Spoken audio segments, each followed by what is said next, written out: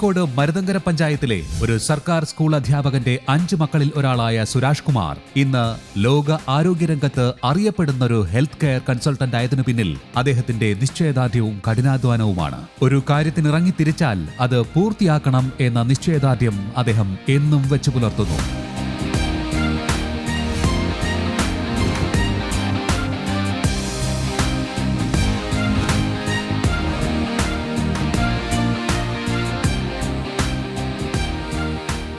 ഞാൻ കോഴിക്കോട് ജില്ലയിലെ മരുതോങ്കര പഞ്ചായത്തിലാണ് ജനിച്ചത്. എൻ്റെ അച്ഛൻ ഒരു സ്കൂൾ അധ്യാപകനായിരുന്നു. ഞങ്ങൾ 5 പേരുള്ളൊരു കുടുംബത്തിലാണ് ജനിച്ചത്. ഞാൻ, എൻ്റെ 3 സിസ്റ്റേഴ്സ്, ഒരു ബ്രദർ. എൻ്റെ പ്രാഥമിക വിദ്യാഭ്യാസം ഞാൻ കംപ്ലീറ്റ് ചെയ്തിരിക്കുന്നത് സർക്കാർ എയ്ഡഡ് സ്കൂളിൽ 10ാം ക്ലാസ് വരെ ഞാൻ അവിടെയാണ് പഠിച്ചിരിക്കുന്നത്. അത് കഴിഞ്ഞതിന് ശേഷം എൻ്റെ പ്രീ ഡിഗ്രി പൂർത്തിയാക്കിയത് ഞാൻ സെൻറ്റ് ജോസഫ്സ് കോളേജ് ദേവഗിരിയിലാണ്. അത് കഴിഞ്ഞ് ദേവഗിരി പഠിച്ച് 2 വർഷം പഠിച്ചതിന് ശേഷമാണ് നമ്മൾ എൻജിനീയറിംഗ് കോളേജിൽ, മോഡൽ എൻജിനീയറിംഗ് കോളേജിൽ, ഗവൺമെൻറ് മോഡൽ എൻജിനീയറിംഗ് കോളേജ് എറണാകുളത്ത് നമ്മുടെ ബിടെക് ബയോമെഡിക്കൽ എൻജിനീയറിംഗ് ജോയിൻ ചെയ്തത്. ബയോമെഡിക്കൽ എൻജിനീയറിംഗ് അന്ന് ഒരു പുതുതായിട്ട് കേരളത്തിൽ ആദ്യമായിട്ട് സ്റ്റാർട്ട് ചെയ്ത ഒരു എൻജിനീയറിംഗ് ബ്രാഞ്ചാണ്. ഞാൻ ആ ഒരു ശാഖയിലേക്ക് സെലക്ട് ചെയ്യാനൊരു മെയിൻ കാരണം എന്ന് വെച്ചാൽ, എൻ്റെ ബ്രദർ ഒരു MBBS പുള്ളി പഠിച്ചുകൊണ്ടിരിക്കുന്നു. അങ്ങനെ മെഡിസിനും എൻജിനീയറിങ്ങും ഒക്കെ വരുന്നൊരു ശാഖ വന്നപ്പോൾ അതൊരു പുതിയൊരു ബ്രാഞ്ചും ആയതുകൊണ്ടാണ് ഞാനന്ന് ബയോമെഡിക്കൽ എൻജിനീയറിംഗ് സെലക്ട് ചെയ്തിരുന്നത്. എൻ്റെ എൻട്രൻസ് കോച്ചിങ്ങിന് വേണ്ടിയിട്ട് ഞാൻ തൃശ്ശൂരിൽ അന്ന് PC തോമസ് സാറിൻ്റെ എൻട്രൻസ് കോച്ചിങ് സെൻറ്ററിലാണ് ഞാൻ എൻ്റെ കോച്ചിങ് നടത്തിയത്. നമ്മുടെ പുതിയ ബ്രാഞ്ച് ആയതുകൊണ്ട് തന്നെ ഒരുപാട് പരിമിതികൾ ആ സബ്ജക്ട്സ് പഠിപ്പിക്കുന്നതിലും ആ സബ്ജക്ട്സിൻ്റെ സിലബസിനും ഒരു മെച്യൂരിറ്റി ഒക്കെ പ്രോബ്ലം ഒക്കെ ഉണ്ടായിരുന്നെങ്കിലും അന്നത്തെ പ്രിൻസിപ്പൽ ഡോക്ടർ സുഗലാൽ സാറിൻ്റെ നേതൃത്വത്തിൽ അവരുടെ പരമാവധി ആ ബ്രാഞ്ചിനെ ഡെവലപ്പ് ചെയ്യാൻ വേണ്ടി അവർ ശ്രമിച്ചിട്ടുണ്ട്. ഞങ്ങൾ ഫസ്റ്റിലത്തെ സെക്കൻഡ് ബാച്ച് ആയതുകൊണ്ട് തന്നെ ഞങ്ങൾക്ക് ഫസ്റ്റ് ബാച്ചിൻ്റെ കുറേയധികം കാര്യങ്ങൾ നമ്മൾക്ക് സഹായം കിട്ടിയിട്ടുണ്ട്. അതുകൊണ്ട് തന്നെ ആ ബ്രാഞ്ചിനെ നമ്മൾക്ക് കേരളത്തിലും ഇന്ത്യയിലും കൂടുതൽ ഡെവലപ്പ് ചെയ്യാൻ വേണ്ടി ശ്രമിച്ചിട്ടുള്ളൊരു ബാച്ചാണ് ഞങ്ങളുടേത്.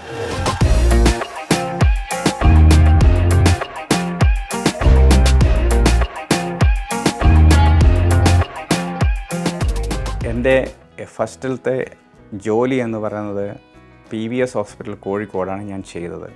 അങ്ങനെ വന്ന് ഞാൻ എൻ്റെ ജോലി ചെയ്തുകൊണ്ടിരിക്കുന്ന സമയത്താണ് ഞാൻ എൻ്റെ എൻജിനീയറിംഗ് MBAക്ക് വേണ്ടി ശ്രമിക്കുന്നത്. ആ MBA ചെയ്യാനുള്ളൊരു മെയിൻ കാരണം എന്ന് പറയുന്നത്, ഞാൻ ഒരു എൻജിനീയറിംഗ് ഗ്രാജുവേറ്റ് ആണെങ്കിലും ഞാൻ എൻ്റെ ഫസ്റ്റ് ജോബ് സ്റ്റാർട്ട് ചെയ്തിരിക്കുന്നത് കോഴിക്കോട് PVS ഹോസ്പിറ്റൽ വെച്ചാണ്. ഞാൻ എൻ്റെ MBA ചെയ്യാനുള്ളൊരു മെയിൻ കാരണം ഓൺട്രപ്രണർ ആവുക എന്നുള്ളൊരു സ്വപ്നം എൻ്റെ മനസ്സിൽ എപ്പോഴും ഉണ്ടായിരുന്നു. അത് ചെയ്യുമ്പോഴും എനിക്ക് ഓൾറെഡി എൻ്റെ ഒരു എൻജിനീയറിംഗ് ബാക്ക്ഗ്രൗണ്ട് ബയോമെഡിക്കൽ എൻജിനീയറിംഗ് ആയതുകൊണ്ട് ആ ഒരു ഫീൽഡിലേക്ക് എങ്ങനെ നമ്മുടെ ബിസിനസ്സിനെ കൊണ്ടുവരാൻ പറ്റും എന്നുള്ളത് ആലോചിച്ച് അതിന് നമ്മുടെ ഒരു തിയററ്റിക്കൽ സപ്പോർട്ട് എങ്ങനെ നമുക്ക് കിട്ടും, അതിനുവേണ്ടിയാണ് ഞാൻ MBA ചെയ്തത്. ഞാൻ ലെസ്റ്റർ യൂണിവേഴ്സിറ്റി UKയിലാണ് എൻ്റെ MBA ചെയ്തിരിക്കുന്നത്. അപ്പം ഞാൻ ചെയ്തിരിക്കുന്ന പ്രോജക്റ്റ് എനിക്കൊരു ഫ്യൂച്ചർ ബിസിനസ് ചെയ്യണം എന്ന് കരുതിയിട്ടാണ് ആ പ്രോജക്റ്റിനെ ഞാൻ സെലക്ട് ചെയ്തത്. ആ പ്രോജക്റ്റ് നമ്മുടെ ഹെൽത്ത് കെയർ ഇൻഫ്രാസ്ട്രക്ചർ ഡെവലപ്മെൻറ്റിൽ ചെയ്യുന്ന കുറച്ച് കാര്യങ്ങളെ വെച്ചിട്ടുള്ളൊരു പ്രോജക്റ്റായിരുന്നു ഞാൻ ചെയ്തത്. ആ പ്രോജക്റ്റ് കഴിഞ്ഞതിന് ശേഷം എനിക്ക് കുറച്ചും കൂടെ ഒരു കോൺഫിഡൻസ് ബിസിനസ് ചെയ്യുന്നതിൽ എനിക്കുണ്ടായി.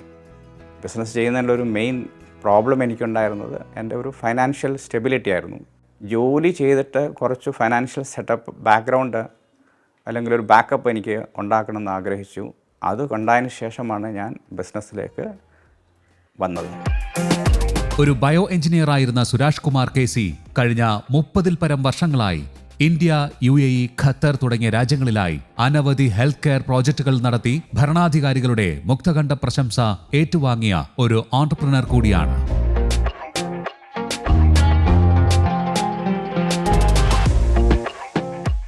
ഞാനൊരു ഹെൽത്ത് കെയർ കൺസൾട്ടൻ്റായിട്ട് വരുന്നത് ബേസിക്കലി ബയോമെഡിക്കൽ എൻജിനീയറിംഗ് കഴിഞ്ഞിട്ട് നമ്മൾ മെയിൻലി മെഡിക്കൽ എക്യുപ്മെൻറ്റിലാണ് നമ്മൾ ഫോക്കസ് ചെയ്യുന്നത്. പക്ഷേ ഞാൻ ചണ്ഡീഗഡിൽ വേൾഡ് ബാങ്ക് പ്രോജക്റ്റിൽ വർക്ക് ചെയ്ത സമയത്താണ് അതൊരു 150 സെക്കൻഡറി ലെവൽ ഹോസ്പിറ്റൽസ് അപ്ഗ്രേഡ് ചെയ്യുന്നൊരു പ്രോജക്റ്റായിരുന്നു. അവിടെ നിന്ന് നമുക്ക് ബാക്കിയുള്ള എൻജിനീയറിംഗ് സെഗ്മെൻറ്റുമായിട്ട് നമുക്ക് ഒരുപാട് ഇൻട്രാക്ട് ചെയ്യേണ്ടി വന്നു.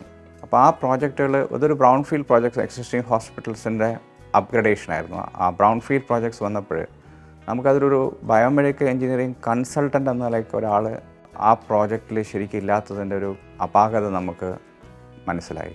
അങ്ങനെയാണ് ഞാൻ ഈ ബയോമെഡിക്കൽ എഞ്ചിനീയറിംഗ് ഒരു ഹെൽത്ത് കെയർ കൺസൾട്ടൻ്റ് എന്ന ആൾ എങ്ങനെ എന്തൊക്കെ കാര്യങ്ങൾ അറിഞ്ഞിരിക്കണമെന്നും അത് ജസ്റ്റ് ഒരു ബയോമെഡിക്കൽ എഞ്ചിനീയറിംഗ് സൈഡ് മാത്രമല്ല, സിവിൽ എഞ്ചിനീയറിംഗിലായാലും ഇലക്ട്രിക്കലായാലും മെക്കാനിക്കലായാലും ഈ ഒരുവിധം എഞ്ചിനീയറിംഗ് സൈഡിൻ്റെ എല്ലാ കാര്യങ്ങൾക്കും അറിവുണ്ടാവുകയും ഒരു ഹോസ്പിറ്റൽസിൻ്റെ ഓപ്പറേഷൻസിനെ പറ്റിയും അതിലുള്ള ഓരോ റൂം ഡേറ്റ ഷീറ്റ് ഉണ്ടാക്കുന്നതിലും റൂം ലേ ഔട്ട് ഷീറ്റ് ഉണ്ടാക്കുന്നതിലും ഒക്കെയുള്ള ഒരു ഗ്യാപ്പ് എനിക്ക് മനസ്സിലായത്.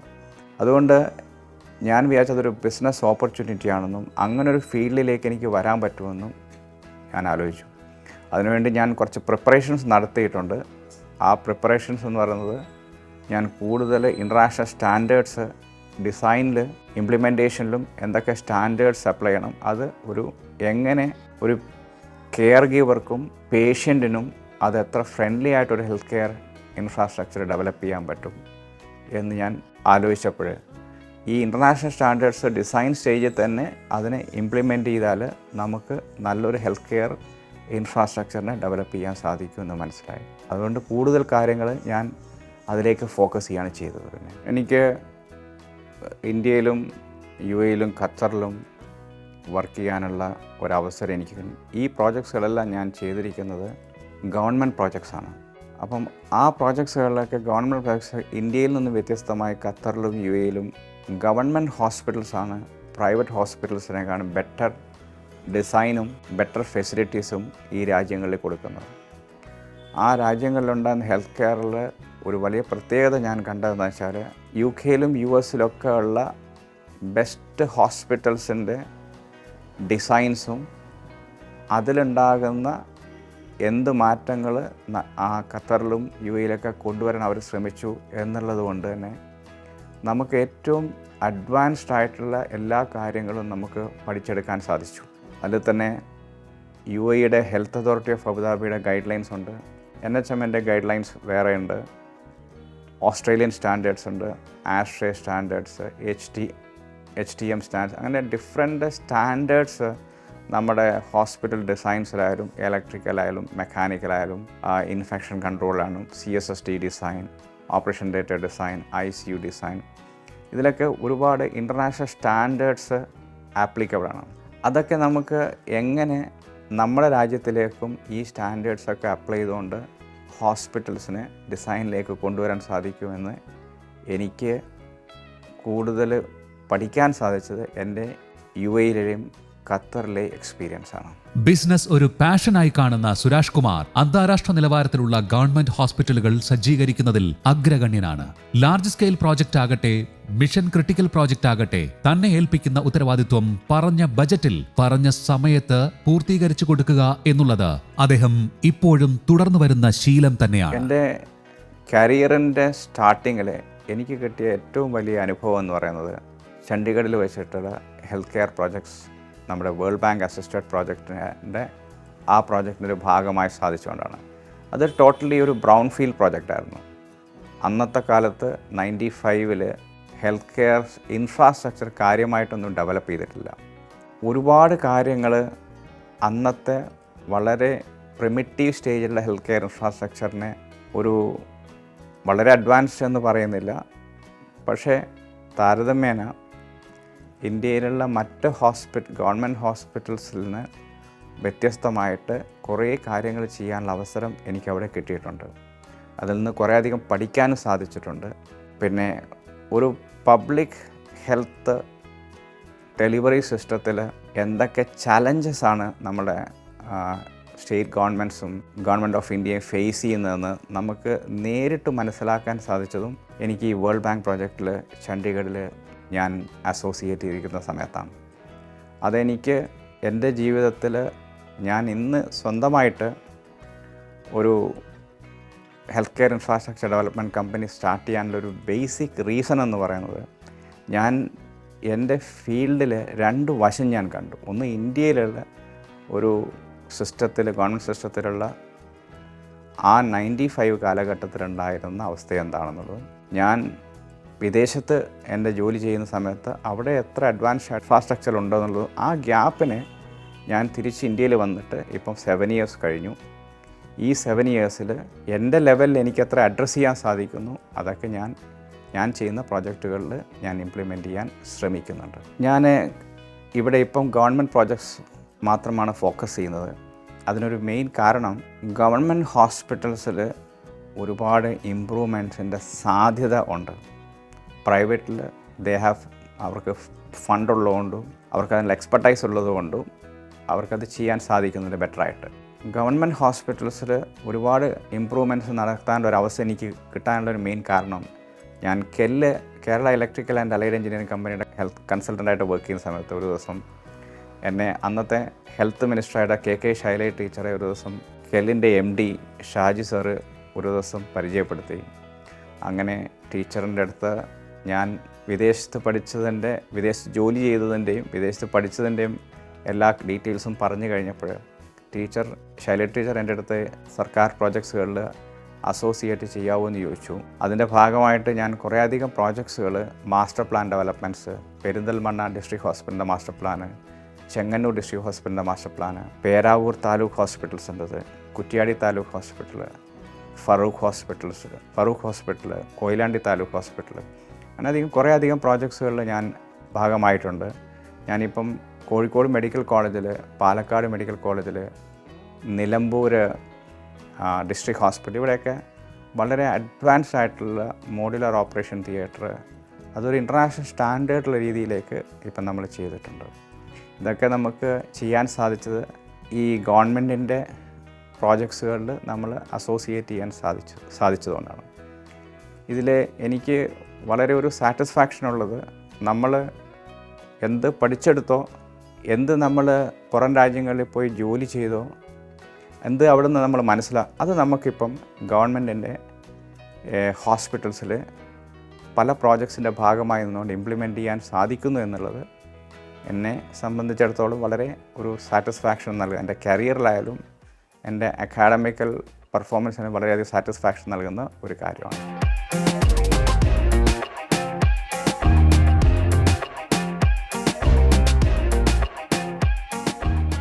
നമ്മളുടെ കമ്പനി ലെയിൻഡസ് ഹെൽത്ത് കെയർ പ്രൈവറ്റ് ലിമിറ്റഡ് എന്ന് പറയുന്ന കമ്പനിയിൽ വിഷൻ എന്താണെന്ന് വെച്ചാൽ ഗവൺമെൻറ് ഹോസ്പിറ്റൽസിൽ ഗവൺമെൻറ് ഹെൽത്ത് കെയർ ഇൻഫ്രാസ്ട്രക്ചർ ഡെവലപ്മെൻറ്റിൽ ഇൻ്റർനാഷണൽ സ്റ്റാൻഡേർഡ്സിന് അനുസരിച്ചുള്ള ഡിസൈൻ, അതിൻ്റെ from end to end, from concept till commissioning, അങ്ങനെ അസോസിയേറ്റ് ചെയ്യുന്ന എല്ലാ സ്ഥലങ്ങളിലും മാക്സിമം ബെറ്റർ ക്വാളിറ്റിയുള്ള ഒരു ഇൻഫ്രാസ്ട്രക്ചർ ഡെവലപ്മെൻറ്റ് നടത്തുക എന്നുള്ളതാണ് ഞങ്ങളുടെ കമ്പനിയുടെ ലെയിൻഡസ് ഹെൽത്ത് കെയർ പ്രൈവറ്റ് ലിമിറ്റഡ് എന്ന കമ്പനിയുടെ ഒരു മിഷനായിട്ടും ഒരു വിഷനായിട്ടും ഞങ്ങളിതിനെ കാണുന്നു.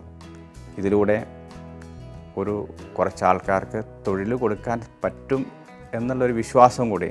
വേറെ ഒരു കാര്യം കൂടി എനിക്ക് ആഡ് ചെയ്യാനുള്ളത്, കേരളത്തിൽ ബിസിനസ് ചെയ്യാൻ പറ്റില്ല എന്നുള്ളൊരു കാര്യം സാധാരണ എല്ലാവരും പറയുകയാണെങ്കിലും എൻ്റെ അനുഭവം, ഞാൻ കഴിഞ്ഞ 7 വർഷമായിട്ട് ഗവൺമെൻറ്റിൻ്റെ കുറേ പ്രോജക്ട്സുകൾ ചെയ്യാണ്, എനിക്ക് അങ്ങനെ അനുഭവപ്പെട്ടിട്ടില്ല. രണ്ടാമത്തൊരു കാര്യം, ഫണ്ട് കിട്ടുന്നില്ല എന്ന് ആൾക്കാർ പറയുന്നു. പക്ഷേ ഞങ്ങൾക്ക് ഫണ്ടിൻ്റെ ഒരു പ്രോബ്ലം ഇതേവരെ, ചെറിയ ഡിലേ ഉണ്ടെങ്കിലും ഫണ്ടിൻ്റെ ഒരു പ്രോബ്ലം അധികമായിട്ട് വന്നിട്ടില്ല.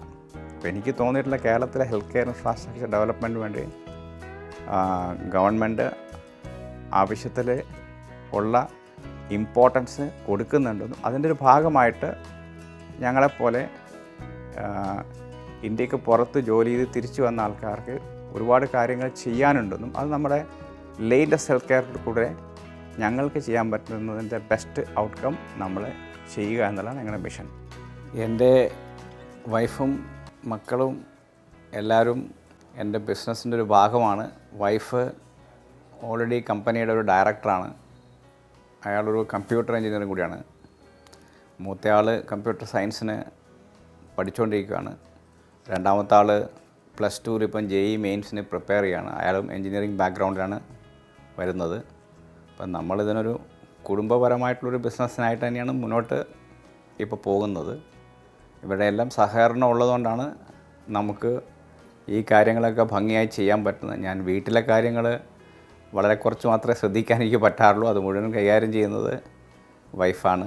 എല്ലാ ആഘോഷ പരിപാടിയിലും ഒരു കുടുംബത്തിൻ്റെ ഭാഗമായി എപ്പോഴും നിൽക്കാൻ ശ്രമിക്കും. എന്ത് തിരക്കുണ്ടായാലും ലൈക്ക് ഓണം ആയാലും ശരി, വിഷു ആയാലും ശരി, അത് ഭംഗിയായി നടത്താൻ എല്ലാവരും ഒരുമിച്ചിട്ട് എത്താനുള്ളൊരു ഓപ്പർച്യൂണിറ്റി എപ്പോഴും ഉണ്ടാകുന്നുണ്ട്. ഒരു വലിയ റോൾ എടുക്കുന്നത് ഹസ്ബൻഡ് തന്നെയാണ്. നമ്മൾ മൂന്നാളും എല്ലാത്തിലും ഒരു ഭാഗമായി നിന്ന് കൊടുക്കും. ബട്ട് ഓൾമോസ്റ്റ് ലൈക്ക് എന്താ പറയേണ്ടത്, very strong in leading everything.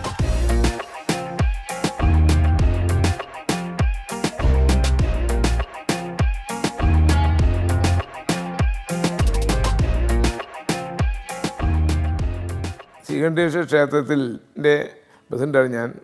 Suresh Kumar ഞങ്ങളുടെ ക്ഷേത്രത്തിന് വേണ്ടിയുള്ള പ്രധാനപ്പെട്ട ഒരു പ്രവർത്തകനാണ്. അദ്ദേഹത്തിൻ്റെ വീട്ടിൽ വെച്ചാണ് കഴിഞ്ഞ വർഷവും ഈ വർഷവും ആഘോഷവരവ് പുറപ്പെടുന്നത്. അതിൽ എനിക്ക് വളരെ അധികം സന്തോഷമുണ്ട്. അദ്ദേഹത്തിൻ്റെ കാര്യം പറയുകയാണെങ്കിൽ 1994 PVS ഹോസ്പിറ്റലിൻ്റെ പ്രസിഡന്റ് ഡോക്ടർ TK ജയരാജൻ്റെ കൂടെ പ്രവൃത്തി ആരംഭിച്ചു. 4 വർഷത്തോളം അദ്ദേഹം ഹോസ്പിറ്റലിൻ്റെ പ്രവർത്തനത്തിൽ ഉണ്ടായിരുന്നു. അതിനുശേഷം അദ്ദേഹം അതിൽ വേറെ പല കാര്യങ്ങളും മനസ്സിലാക്കാനും ഒക്കെ ആയിട്ട് ചാണ്ഡീഗറിൽ പോയി അവിടെ ഹോസ്പിറ്റലായിട്ട് പല കാര്യങ്ങളും മനസ്സിലാക്കി. അതിനുശേഷം അദ്ദേഹം നമ്മുടെ അബുദാബിയിലാണ് പോയത്. അബുദാബിയിലും അദ്ദേഹം ഹോസ്പിറ്റലായിട്ട് ബന്ധപ്പെട്ടിട്ടാണ് പ്രവർത്തിച്ചത്. അങ്ങനെ അതിനുശേഷം ഖത്തറിൽ പോയി അവിടെയും പ്രവർത്തിച്ചു. അങ്ങനെ ഹോസ്പിറ്റലിൻ്റെ കാര്യങ്ങൾ നല്ല ഗ്രാഹ്യത്തോടു കൂടിയാണ് അയാൾ മടങ്ങി വന്നത്. ഇപ്പോൾ പിന്നെ ഇവിടെയും ഹോസ്പിറ്റലിൻ്റെ ഡെവലപ്മെൻറ്റിൻ്റെ കാര്യങ്ങളാണ് നോക്കിക്കൊണ്ടിരിക്കുന്നത്. അങ്ങനെ കഴിവുള്ള വ്യക്തിയാണ്. അതേസമയം തന്നെ ശ്രീനാരായണ ഗുരു ഭക്തരാണ്. അദ്ദേഹം ഗുരുവിൻ്റെ ആളാണ്. അപ്പോൾ അങ്ങനെ ഞങ്ങൾ ക്ഷേത്രവുമായിട്ട് ബന്ധപ്പെട്ട് അവിടെ A ക്ലാസ് മെമ്പറായിട്ട് ആയിട്ടുണ്ട്. ഇപ്പോൾ അദ്ദേഹം വേറെയും പല പ്രോജക്റ്റും ചെയ്തുകൊണ്ടിരിക്കുന്നുണ്ട്. അദ്ദേഹം ക്ഷേത്രത്തിനോട് കാണിക്കുന്ന സഹകരണത്തിന് ഞാൻ ആദ്യം നന്ദി രേഖപ്പെടുത്തുകയാണ്. ഇനിയും കൂടുതൽ കാര്യങ്ങളിൽ ഇടപെടണം, ക്ഷേത്രത്തിൻ്റെ പുരോഗതിക്ക് വേണ്ടി പ്രവർത്തിക്കണമെന്ന് ഞാൻ അഭ്യർത്ഥിക്കുന്നു. അദ്ദേഹത്തിന് എല്ലാവിധ ആശംസകളും നേരുന്നു. അദ്ദേഹത്തിൻ്റെ ഈ ഹോസ്പിറ്റലുമായുള്ള ബന്ധത്തിന് ഒരു നല്ല ഒരു പ്രോജക്റ്റൊക്കെ ഉണ്ടാക്കാനൊക്കെ അദ്ദേഹത്തിന് കഴിവുണ്ട്. ഖത്തറിൽ നിന്ന് ഹോസ്പിറ്റൽ സംബന്ധമായുള്ള കാര്യങ്ങളൊക്കെ പഠിച്ചതിന് ശേഷം അദ്ദേഹം പിന്നെ പോയത്. അപ്പോൾ അതിനുശേഷം ഇന്ത്യയിലും ഈ പ്രോജക്റ്റായിട്ട് ഹോസ്പിറ്റലിൻ്റെ പ്രോജക്റ്റായിട്ടാണ് അദ്ദേഹം മുന്നോട്ട് പോയിക്കൊണ്ടിരിക്കുന്നത്. പല കാര്യങ്ങളും പ്രോജക്റ്റിന് വേണ്ടി ചെയ്യാനുള്ള കഴിവ് അദ്ദേഹത്തിനുണ്ട്. അത് കൂടുതൽ നമ്മുടെ കേരളത്തിലെ പേഷ്യൻസിനും ഒക്കെ കൂടുതൽ ഗുണം കിട്ടട്ടെ ഞാൻ പ്രാർത്ഥിക്കുന്നു. എല്ലാവിധ ആശംസകളും നേരുന്നു. ഞാൻ എൻ്റെ എൻജിനീയറിംഗ് ഡിഗ്രി കഴിഞ്ഞിട്ട് 30 വർഷം കഴിഞ്ഞു. ഈ 30 വർഷത്തെ എൻ്റെ പ്രവർത്തനത്തിൽ എനിക്ക് അക്കാഡമിക്കലായിട്ടും സാമ്പത്തികമായിട്ടുള്ള ഒരുപാട് ഉയർച്ച എനിക്കുണ്ടായിട്ടുണ്ട്. അതിൽ നിന്ന് എനിക്ക് സൊസൈറ്റിക്ക് എന്നെ കൊണ്ട് ആകുന്ന വിധത്തിൽ തിരിച്ചു കൊടുക്കാൻ ഞാൻ ശ്രമിച്ചിട്ടുണ്ട്. ഞാൻ പഠിച്ച സ്കൂളിൽ കഴിഞ്ഞ 10 വർഷമായിട്ട് ഞാൻ എൻ്റെ അമ്മയുടെ ഓർമ്മയ്ക്ക് വേണ്ടിയിട്ട് അവിടെ LSS എക്സാമിൽ വിജയികളായ കുട്ടികൾക്ക് എല്ലാ കുട്ടികൾക്കും ഞാൻ സ്കോളർഷിപ്പ് കൊടുക്കുന്നുണ്ട്. ഇനിയും അത് കൊടുക്കണമെന്ന് ഇനിയും വരുന്ന കാലങ്ങളിലും എനിക്കത് കൊടുക്കണം എന്നാണ് എൻ്റെ ആഗ്രഹം. പിന്നെ രോഗികളായ നിരാലംബരായ ജാതി മതഭേദമന്യുള്ള എല്ലാവർക്കും അവർക്ക് വേണ്ട പല സംഘടനകളിൽ കൂടെ അവർക്ക് വേണ്ടി പല സഹായങ്ങളും ഞാൻ ചെയ്യാറുണ്ട്. ഞാൻ പാലിയേറ്റീവ് കെയറൊക്കെ പല പാലിയേറ്റീവ് കെയറുകളായിട്ടും കെയർ ക്ലിനിക്സുകളുമായിട്ട് ഞാൻ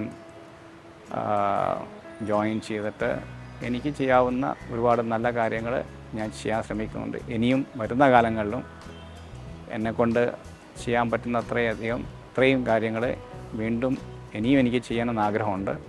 അതിന് എനിക്ക് അവസരം ഉണ്ടാകുമെന്ന് ഞാൻ പ്രതീക്ഷിക്കുന്നു.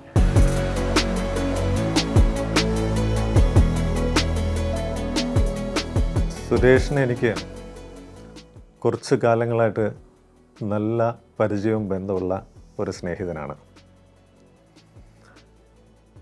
ഒരു സ്നേഹിതൻ എന്നുള്ള നിലയിൽ അദ്ദേഹം വളരെ കെയറിങ് ആയിട്ടും, അല്ലെങ്കിൽ ഞാൻ ഈ ഒരു സ്ഥാനത്തിരിക്കുമ്പോൾ അതിൽ അദ്ദേഹത്തിൻ്റെ ഒരു കോൺട്രിബ്യൂഷനായി എന്ത് തരത്തിൽ ബെസ്റ്റായിട്ട് ചെയ്യാമെന്ന് എപ്പോഴും ആഗ്രഹിക്കുന്ന ഒരാളാണ്. വിശ്വസ്തനായ ഒരാളാണ്. അതുപോലെ തന്നെ എല്ലാ കാര്യങ്ങളിലും വളരെ സൗമ്യമായി നമ്മളോട് ഇടപെടുകയും കാര്യങ്ങൾ കൃത്യമായി ചെയ്ത് മുന്നോട്ട് കൊണ്ടുപോകാനായിട്ട് ഗൈഡ് ലൈൻസ് ഒക്കെ തരുന്ന ഒരാളാണ്. അദ്ദേഹത്തിൻ്റെ ഒരു പ്രൊഫഷണൽ എന്നുള്ള നിലയിൽ ഞാൻ ആലോചിക്കുകയാണെങ്കിൽ, അദ്ദേഹം ഒരു ബയോമെഡിക്കൽ എഞ്ചിനീയർ ആണെങ്കിലും അതിനപ്പുറത്തേക്കുള്ള ധാരാളം കാര്യങ്ങൾ വളരെ ആധികാരികമായിട്ട് നമ്മളെ പറഞ്ഞ് മനസ്സിലാക്കിക്കാനും ചെയ്യിക്കാനും, അല്ലെങ്കിൽ നമ്മുടെ മനസ്സിലില്ലാത്ത ഐഡിയാസ് പുതുതായിട്ട് നമ്മളിലേക്ക് എത്തിക്കുകയും ഇത് ഇത്തരത്തിൽ ചെയ്താൽ നന്നായിരിക്കും എന്നൊക്കെ വളരെയധികം കാര്യങ്ങൾ അദ്ദേഹം ഉപദേശങ്ങൾ തന്ന് സഹായിച്ചിട്ടുണ്ട്. എനിക്ക് തോന്നുന്നു 10-20 വർഷത്തോളം ഗൾഫ് രാജ്യങ്ങളിൽ വർക്ക് ചെയ്തിട്ടുള്ളൊരു എക്സ്പീരിയൻസ് ആയിരിക്കും അദ്ദേഹത്തിന് അത്തരം ഒരു കാഴ്ചപ്പാടിലേക്ക് എത്തിക്കാൻ സഹായിച്ചെന്ന് എനിക്ക് പലപ്പോഴും തോന്നിയിട്ടുണ്ട്. കാര്യം ഞാനും കുറച്ച് കാലം പുറത്ത് വർക്ക് ചെയ്തുകൊണ്ട് എനിക്കറിയാം, നമുക്കൊരു ഹോസ്പിറ്റൽ എന്ന് പറയുന്നത് ശരിക്കും പുറത്ത് കാണുകയാണെങ്കിൽ ഒരു ഹോസ്പിറ്റലിൻ്റെ അന്തരീക്ഷമല്ല, അങ്ങനെ ഒരു ആംബിയൻസേ ആയിരിക്കില്ല. ചിലപ്പോൾ നമ്മൾ കയറി പോകുമ്പോൾ തോന്നുന്നു നമുക്കൊരു നല്ല ഒരു 5 സ്റ്റാർ ഹോട്ടലിൻ്റെ മാതിരിയോ, അല്ലെങ്കിൽ ആ പുറത്ത് കാണുന്ന ചെടികളും അല്ലെങ്കിൽ റിസപ്ഷനും മറ്റുമൊക്കെ കാണുമ്പോൾ ഉണ്ടാകുന്ന ഒരവസ്ഥ ഉണ്ടല്ലോ. അപ്പോൾ അത്തരം കാര്യങ്ങൾ നമ്മളിലേക്കും കൊണ്ടുവരാനും, അല്ലെങ്കിൽ അതിവിടെയും നമുക്ക് പ്രാവർത്തികം ആക്കണം എന്നൊക്കെ ഉള്ള ഒരു ചിന്തയുള്ള ഒരാളായി അത്രയോളം കാഴ്ചപ്പാടുള്ളതായിട്ട് എനിക്ക് തോന്നിയിട്ടുണ്ട്. പിന്നെ എന്ത് കാര്യം പറഞ്ഞു കഴിഞ്ഞാലും വളരെ റെസ്പോൺസിബിളായിട്ട് ചെയ്യുന്നൊരവസ്ഥയാണ്. ഒരു പ്രൊഫഷണൽ എന്നുള്ള നിലയിൽ ശരിക്കും പറഞ്ഞു കഴിഞ്ഞാൽ നമ്മൾ അങ്ങോട്ടും ഇങ്ങോട്ടും പ്രത്യേകിച്ച് ഈഗോ ഒന്നും ഇല്ലാതെ പറയുന്ന കാര്യങ്ങൾ മനസ്സിലാക്കുകയും അതിനനുസരിച്ചുള്ള കാര്യങ്ങൾ എങ്ങനെ ചെയ്ത് തീർക്കാമെന്നുള്ളതിനുള്ള ഒരു വളരെ അക്കമഡേറ്റീവ് ആയിട്ടുള്ള റെസ്പോൺസിബിൾ ആയിട്ടുള്ള രീതിയിൽ ഈസി ആയിട്ട് വർക്ക് ചെയ്യാൻ പറ്റുന്ന ഒരു ക്യാരക്ടറാണ് പ്രിയപ്പെട്ട സുരേഷ്. ഒരു ടീം ലീഡർ എന്നുള്ള നിലയിലും അദ്ദേഹം വളരെ നല്ലതാണ്. അദ്ദേഹത്തിൻ്റെ ടീമിനെ കൊണ്ട് നടക്കുന്നത് ഞാൻ പലപ്പോഴായിട്ട് ശ്രദ്ധിച്ചിട്ടുണ്ട്. എല്ലാവരും വളരെ കംഫർട്ടബിളായിട്ട് അവരുടെ ജോലി ചെയ്യാനും ആത്മാർത്ഥമായിട്ട് അദ്ദേഹത്തിനോട് സഹകരിച്ച് മുന്നോട്ട് പോകാനുള്ള ഒരവസ്ഥയെ ഞാൻ പലപ്പോഴായിട്ട് നോട്ട് ചെയ്തിട്ടുണ്ട്. വളരെ ഓർഗനൈസ്ഡാണ് അദ്ദേഹത്തിൻ്റെ ടീം. മെഡിക്കൽ കോളേജിനെ സംബന്ധിച്ചിടത്തോളം ഞങ്ങൾക്ക് ധാരാളം നമ്മുടെ പ്രോജക്ട്സുകൾ ചെയ്യാനൊക്കെ ആയിട്ടുള്ള ഒരവസ്ഥയിൽ എത്രയോ കാര്യങ്ങൾക്ക് വേണ്ടിയിട്ട് ഞാൻ അദ്ദേഹത്തിനെ സമീപിച്ചിട്ടുണ്ട്. ഇന്ന് വരെ ഒരു സാമ്പത്തിക കാര്യത്തിനെ പറ്റി അദ്ദേഹം ചർച്ച ചെയ്തിട്ടില്ല. സാധാരണ രീതിയിൽ ഒരു കാര്യം ചെയ്ത് നമുക്കതിൻ്റെ ഒരു ഫൈനൽ ഒരു പ്രിൻ്റ് ഔട്ടിലേക്ക് എത്തിയിട്ട് നമുക്ക് ചെയ്യാനുള്ളൊരവസ്ഥ വെച്ച് നോക്കുകയാണെങ്കിൽ അദ്ദേഹത്തിന് മെഡിക്കൽ കോളേജിൻ്റെ ഭാഗത്ത് നമ്മൾ കുറേ പൈസയൊക്കെ കൊടുക്കേണ്ടതായിട്ടുണ്ടെന്ന് എനിക്ക് നന്നായിട്ട് അറിയാം. പക്ഷേ ഒരിക്കലും അദ്ദേഹം ചെയ്യുന്ന ഒരു പ്രവൃത്തിക്ക് വേണ്ടിയിട്ട് ഇന്ന് വരെ ഒരു പ്രതിഫലവും ചോദിച്ചിട്ടില്ല എന്നുള്ളതാണ് എനിക്കതിൽ പ്രത്യേകമായിട്ട് പറയാനുള്ളത്. എനിക്കൊരു പ്രോജക്റ്റ് എൻ്റെ മനസ്സിൽ തോന്നുന്നത് എപ്പോഴാണോ തോന്നുന്നത് ആ സമയത്ത് ഞാൻ സുരേഷിനെ വിളിച്ച് പറയും, ഇങ്ങനൊരു കാര്യമുണ്ട്, അതൊന്ന് ചെയ്തു തരുമോ. വളരെ സന്തോഷത്തോടു കൂടി എന്നുള്ള ആ ചിരിച്ചുകൊണ്ടുള്ള മുഖത്തിൽ അദ്ദേഹം അത് പൂർണ്ണമായിട്ടും സമയബന്ധിതമായിട്ട് ചെയ്തു തരാൻ ശ്രമിച്ചിട്ടുണ്ട്.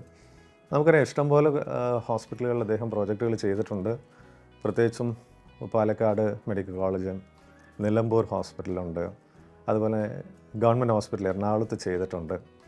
അപ്പോൾ ഇതൊക്കെ എല്ലാം ഒരു കോംപ്രമൈസും ഇല്ലാത്ത തരത്തിൽ ക്വാളിറ്റി വർക്കാണ് ചെയ്യുന്നതെന്നുള്ള കാര്യത്തിലും എനിക്ക് സംശയമില്ല. അവിടെയൊക്കെയാണ് ഞാൻ പലപ്പോഴും ചിന്തിച്ചിട്ടുള്ളത്, ഒരു ബയോമെഡിക്കൽ എഞ്ചിനീയർ എന്നുള്ളതിൽ കവിഞ്ഞ് ബാക്കിയുള്ള പല കാര്യങ്ങളിലും ഒരു മൊത്തത്തിൽ ഒരു നല്ല ഐഡിയ വെച്ച് ചെയ്യുന്ന തരത്തിൽ തന്നെയാണ് എല്ലാ കാര്യങ്ങളും മുന്നോട്ട് പോയിക്കൊണ്ടിരിക്കുന്നത്. ഇപ്പം ഞങ്ങളുടെ ഹോസ്പിറ്റൽ ആരംഭിച്ചത് 1957 അത് മെഡിക്കൽ കോളേജ് ഇവിടെ വന്ന് അത് ആദ്യം ബീച്ച് ഹോസ്പിറ്റലായിരുന്നു. അത് കഴിഞ്ഞതിന് ശേഷമാണ് ഈ സ്ഥാപനത്തിലേക്ക് വരുന്നത്.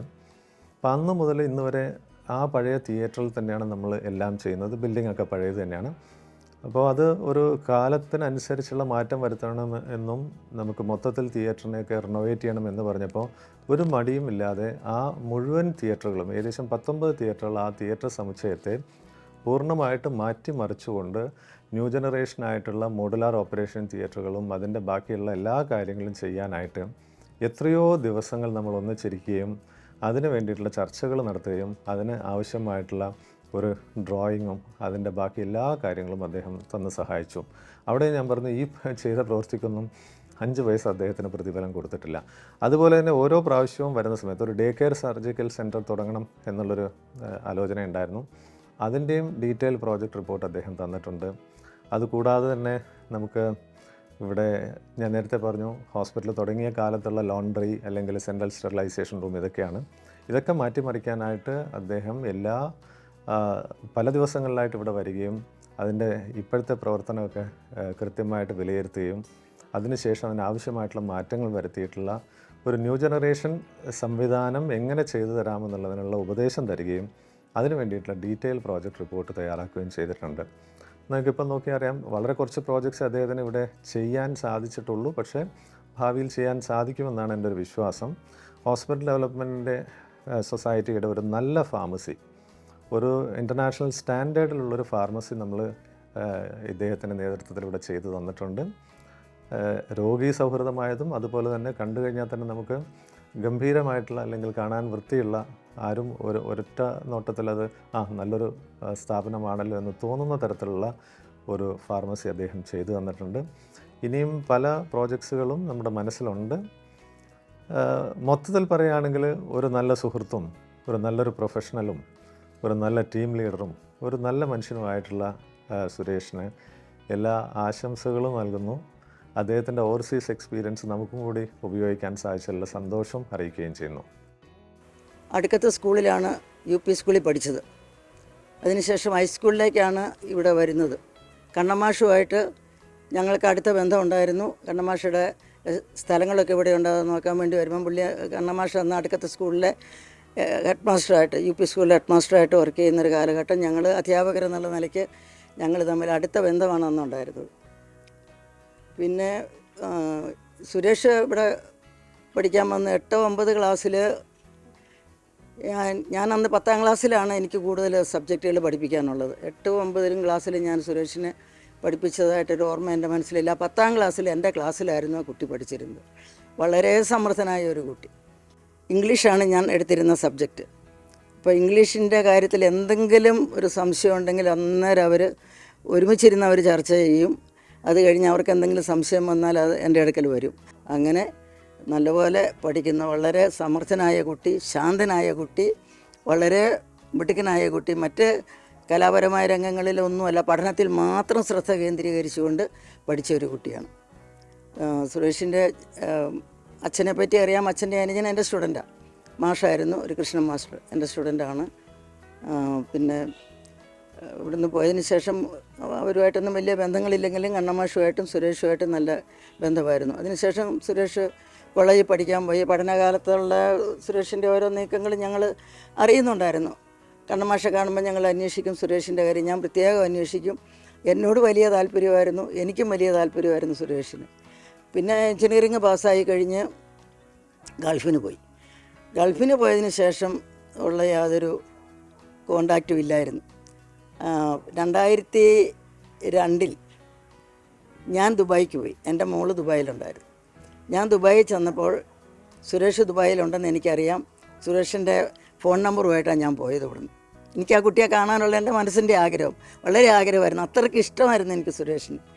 അവിടെ ചെന്ന് ഞാൻ ഫോൺ വിളിച്ചപ്പം എന്നോട് പറഞ്ഞു, ടീച്ചറെ ഞാൻ വൈഫിനെ വെയിറ്റ് ചെയ്തുകൊണ്ട് ഞാൻ എയർപോർട്ടിലാണ് ഉള്ളത്, ഞാൻ എയർപോർട്ടിൽ നിന്ന് വന്നിട്ട് ടീച്ചറുമായിട്ട് കോൺടാക്ട് ചെയ്യാൻ ടീച്ചറിനെ വിളിക്കാമെന്ന് പറഞ്ഞു. പിന്നെ കോഴിക്കോട്ട് വന്നു, അവിടെ സെറ്റിൽഡ് ആയെന്നുള്ള അറിഞ്ഞു. പിന്നെ ഇടയ്ക്ക് ഫോൺ വിളിക്കുമായിരുന്നു. അങ്ങനെ വിവരങ്ങളൊക്കെ അറിഞ്ഞുകൊണ്ടായിരുന്ന കല്യാണം കഴിഞ്ഞ കാര്യവും കുട്ടികളുടെ കാര്യവും അതൊക്കെ ഞാൻ അറിയുന്നുണ്ടായിരുന്നു. ഞങ്ങൾ തമ്മിൽ സംസാരിക്കുമായിരുന്നു.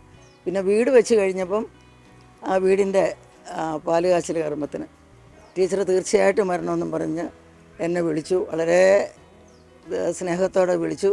ഇവിടെ ഒരു ക്യാൻസർ രോഗിയുടെ പ്രശ്നം വന്നപ്പോൾ ഞാൻ സുരേഷിനെ വിളിച്ചു പറഞ്ഞു, മോനെ ഇങ്ങനെ ഒരു കുട്ടിയുണ്ട്, അതിനെ നിങ്ങൾ സഹായിക്കണമെന്ന് പറഞ്ഞപ്പോഴത്തേക്ക് ആ ബാച്ച് പഠിച്ച കുട്ടികളെല്ലാവരും കൂടി ഒരു നല്ല തുക സംഭരിച്ച് ആ കുട്ടിയെ സഹായിക്കാനൊക്കെ അവൻ മനസ്സ് വെച്ചു. അങ്ങനെ എല്ലാ രംഗങ്ങളിലും മറ്റുള്ളവരെ സഹായിക്കാനും എല്ലാം അങ്ങേയറ്റം താല്പര്യമുള്ള ഒരു വ്യക്തിത്വത്തിൻ്റെ ഉടമയാണ് സുരേഷ്. മലപ്പുറം ജില്ലാ പഞ്ചായത്തിൻ്റെ വിവിധ പ്രവർത്തനങ്ങളുടെ ഭാഗമായിട്ടാണ് സുരേഷ് കുമാറിനെ പരിചയപ്പെടുന്നത്. ആദ്യമായി ജില്ലാ പഞ്ചായത്തിൻ്റെ ഏറ്റവും മാതൃകാപരമായ ഒരു പദ്ധതിയായിരുന്നു പെരിന്തൽമണ്ണ ജില്ലാ ആശുപത്രിയുടെ ഒരു മാസ്റ്റർ പ്ലാൻ തയ്യാറാക്കുക എന്നത്.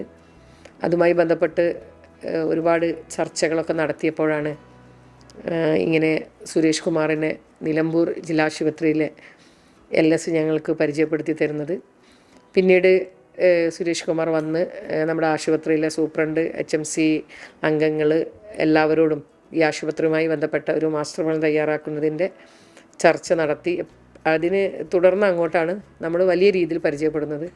ഏകദേശം വലിയൊരു പ്രൊജക്റ്റ്, ഒരു 106 കോടി രൂപയുടെ ഒരു പ്രോജക്റ്റ്, ഒരു മാസ്റ്റർ പ്ലാൻ തയ്യാറാക്കി തരാൻ സുരേഷ് കുമാറിന് സാധിച്ചു. അതിൻ്റെ പ്രപ്പോസൽ ഇപ്പോൾ DHSലാണ്.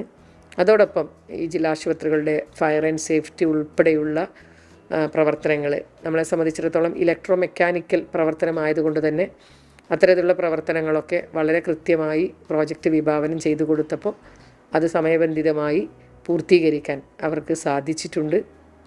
അങ്ങനെ അതിനുശേഷം ജില്ലാ പഞ്ചായത്തിൻ്റെ ആശുപത്രികളിലാണ് കൂടുതൽ പ്രോജക്റ്റും അവർ നമുക്ക് ചെയ്തു തരുന്നത്. നിലമ്പൂർ ജില്ലാ ആശുപത്രിയിൽ മോഡുലാർ ഓപ്പറേഷൻ തിയേറ്റർ 2.5 കോടി രൂപയുടെ തിയേറ്റർ, ഏറ്റവും ആധുനിക രീതിയിലുള്ളൊരു തിയേറ്ററാണ് ഇപ്പോൾ മലപ്പുറത്തെ സാധാരണക്കാരായ ആളുകൾ, പ്രത്യേകിച്ച് ആദിവാസി മേഖലയിലെ ജനങ്ങൾ കൂടുതൽ ആശ്രയിക്കുന്ന നിലമ്പൂർ ജില്ലാ ആശുപത്രിയിൽ മോഡുലാർ തിയേറ്റർ സജ്ജമാക്കി തന്നത് ഇവരുടെ ഞങ്ങളുടെ പദ്ധതി ഇവരാണ് നടപ്പിലാക്കി തന്നിട്ടുള്ളത്. അതുപോലെ ഇപ്പോൾ STP സീവേജ് ട്രീറ്റ്മെൻറ്റ് പ്ലാന്റ് ഇപ്പോൾ മിക്ക ആശുപത്രികളിലും സർക്കാർ തന്നെ നിഷ്കർഷിച്ചിട്ടുണ്ട്, അത് നിർബന്ധമാണ് എന്ന്. ഇപ്പോൾ ആദ്യമായി ഞങ്ങൾ ചെയ്യുന്നത് തിരൂർ ജില്ലാ ആശുപത്രിയിലാണ്. തിരൂർ ജില്ലാ ആശുപത്രിയിലെ STP പ്ലാന്റുമായി ബന്ധപ്പെട്ട് അതിൻ്റെ DPR തയ്യാറാക്കി തന്നു. IRTCയുമായി സഹകരിച്ചുകൊണ്ട് ഇപ്പോൾ അതിൻ്റെ പ്രവർത്തനം തുടക്കം കുറിച്ചിരിക്കുകയാണ്. അങ്ങനെ സുരേഷുമായുള്ളൊരു അടുപ്പം എന്ന് പറയുന്നത് 3 ജില്ലാ ആശുപത്രികളിലും വിവിധങ്ങളായ പ്രോജക്റ്റുകൾ സമയബന്ധിതമായി പൂർത്തീകരിക്കുവാനും തുടക്കം കുറിച്ചത് പൂർത്തീകരിക്കുവാനും ഒക്കെ സാധിച്ചിട്ടുണ്ട്. അതിലുപരി ഏറ്റവും പെർഫെക്റ്റ് ആയിട്ടുള്ള, നമ്മളിപ്പോൾ ഒരുപാട് കോൺട്രാക്ടേഴ്സിനെ നമ്മൾ കാണാറുണ്ട്, ആ വർക്ക് എന്ന് പറയുന്നത് വളരെ സത്യസന്ധമായും വളരെ നല്ല രീതിയിലാണ് ചെയ്ത പ്രവർത്തനങ്ങളെല്ലാം. ഇന്ന് വരെ നമ്മൾ അവർ ചെയ്ത പ്രവർത്തനത്തിന് ഒരു പരാതി, കാരണം പബ്ലിക് വർക്കാണ്, നമുക്കറിയാം സാധാരണക്കാരായ ജനങ്ങളുടെ നികുതി പണമാണ് നമ്മൾ ഇതിനൊക്കെ വിനിയോഗിക്കുന്നത് എങ്കിൽ പോലും അതിൽ ഒരു പരാതിയോ ഇന്ന് വരെ ഇവർ ചെയ്ത പ്രവർത്തനത്തിലൊന്നും പരാതി ഇതുവരെ വന്നിട്ടില്ല. അതുകൊണ്ട് തന്നെ അത് കൃത്യമായും എല്ലാം പാലിച്ചുകൊണ്ട് തന്നെയാണ് സത്യസന്ധമായിട്ടുമാണ് ചെയ്യുന്നത്. ഇനിയും ജില്ലാ പഞ്ചായത്തിൻ്റെ പ്രൊജക്റ്റുകൾ ഇപ്പോൾ ഓങ്കോളജി ബ്ലോക്ക് തിരൂരിൽ യാഥാർത്ഥ്യമാവാൻ പോവുകയാണ്. അതിൻ്റെ ഫയറിൻ്റെ NOCയുമായി ബന്ധപ്പെട്ട് ചെറിയ പ്രയാസം വന്നപ്പോൾ പരിചയം എന്നതിലുപരി നമ്മളൊരടുപ്പം എന്നതുകൊണ്ട് തന്നെ സുരേഷിനെ വിളിച്ചു. അതിൻ്റെ എസ്റ്റിമേറ്റ് തയ്യാറാക്കി ഇപ്പോൾ അത് പ്രവർത്തനം തുടങ്ങിയിട്ടുണ്ട്. ഒരു 1.5 മാസം കൊണ്ട് ഫയർ NOC ലഭ്യമാക്കിയാൽ കഴിഞ്ഞ ഭരണസമിതിയുടെ കാലത്തും അതിൻ്റെ മുമ്പൊക്കെ തുടങ്ങി വെച്ച ഒരു ജില്ലയുടെ ഏറ്റവും അഭിമാനകരമായൊരു പദ്ധതി ഓങ്കോളജി ബ്ലോക്ക് ജനങ്ങൾക്ക് തുറന്നു കൊടുക്കാൻ ഞങ്ങൾക്ക് സാധിക്കും.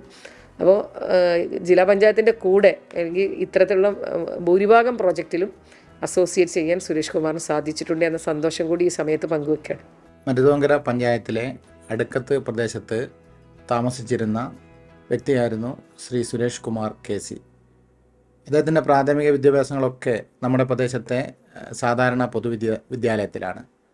അദ്ദേഹം മെഡിക്കൽ രംഗത്ത് ബയോമെഡിക്കൽ എഞ്ചിനീയറിംഗ് പൂർത്തിയായതിനു ശേഷം വിദേശ രാജ്യങ്ങളിലും അതോടൊപ്പം തന്നെ മറ്റ് ഒട്ടേറെ വിദേശ രാജ്യങ്ങളിലും നമ്മുടെ സ്വദേശത്തുമായി ഒട്ടേറെ പ്രവർത്തനങ്ങൾ ഈ പിന്നിട്ട കാലയളവിൽ നടത്തിയിട്ടുണ്ട്.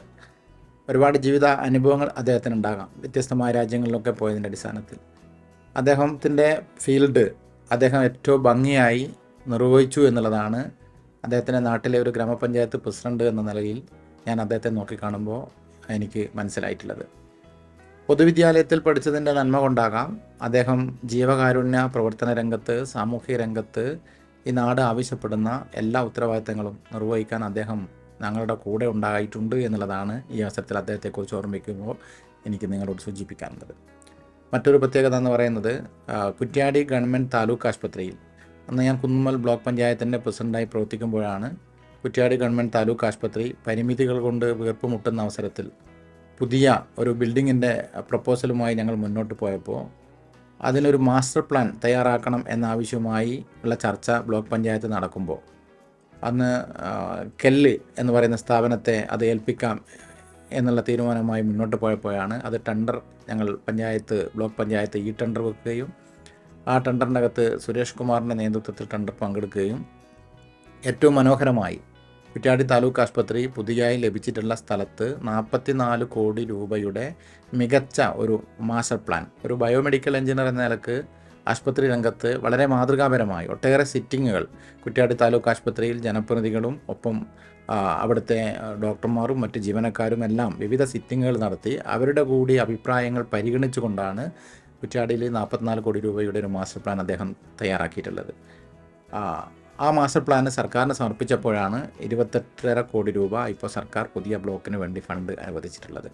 അത് അദ്ദേഹവുമായി ഇടപെടുമ്പോൾ ഒരു ബയോമെഡിക്കൽ എഞ്ചിനീയർ എങ്ങനെയാണ് താഴെത്തട്ടിൽ സാധാരണക്കാരെ ആശുപത്രിയിലെ ഫീൽഡ് സ്റ്റാഫിനോടുൾപ്പെടെ ഏറ്റവും താഴെത്തട്ടിൽ പെടുന്ന പാർട്ട് ടൈം സ്ലീപ്പർമാരോടുൾപ്പെടെ കാര്യങ്ങൾ ചോദിച്ച് മനസ്സിലാക്കി ആ മീറ്റിങ്ങിൻ്റെ അകത്ത് അദ്ദേഹം അവരനുഭവിക്കുന്ന പ്രശ്നങ്ങൾ കൂടി ആ മാസ്റ്റർ പ്ലാനിൻ്റെ അകത്ത് പരിഹരിക്കുന്നതിന് വേണ്ടി കണ്ടെത്തി എന്ന് പറയുമ്പോൾ ഏറെ സന്തോഷകരമാണ്. അതോടൊപ്പം പിന്നീട് മരുതോങ്കര പഞ്ചായത്തിൻ്റെ പ്രസിഡൻ്റായി പ്രവർത്തിക്കുമ്പോഴാണ് ഞങ്ങൾ ജനകീയ സമാഹരണത്തിലൂടെ ഫണ്ട് കണ്ടെത്തി മുള്ളംകുന്നിൽ പുതിയ ഒരു പഞ്ചായത്ത് ഓഫീസ് കെട്ടിടത്തിൻ്റെ പ്ലാന് സമർപ്പിക്കാൻ വേണ്ടി തയ്യാറായപ്പോൾ കഴിഞ്ഞ അതേ മാസ്റ്റർ പ്ലാനിൻ്റെ അടിസ്ഥാനത്തിൽ അദ്ദേഹത്തെ സമീപിക്കുകയും വളരെ സന്തോഷത്തോടു കൂടി അദ്ദേഹം ഒരു മാസ്റ്റർ പ്ലാൻ മരുതോങ്കര പഞ്ചായത്തിൻ്റെ ഓഫീസിൻ്റെ ഏറ്റവും മനോഹരമായ രൂപത്തിൽ എല്ലാ സൗകര്യങ്ങളുമുള്ള ഒരു ഓഫീസിൻ്റെ മാസ്റ്റർ പ്ലാൻ തയ്യാറാക്കി തരുന്നതിലും അദ്ദേഹം ഞങ്ങളുടെ കൂടെ നിന്നിട്ടുണ്ട്. ആ മാസ്റ്റർ പ്ലാനിൻ്റെ അകത്തും പഞ്ചായത്തിലെ എല്ലാ തരം ജീവനക്കാരുമായും ജനപ്രതിനിധികളുമായും ഉണ്ടാക്കിയിട്ടുള്ള മാസ്റ്റർ പ്ലാന് ചർച്ച നടത്തി അതിൻ്റെ അകത്തുള്ള ഭേദഗതികൾ കൂടി ഉൾക്കൊണ്ടു എന്നുള്ളതാണ് ഞങ്ങൾക്കേറെ സന്തോഷം എന്ന് പറയുന്നത്.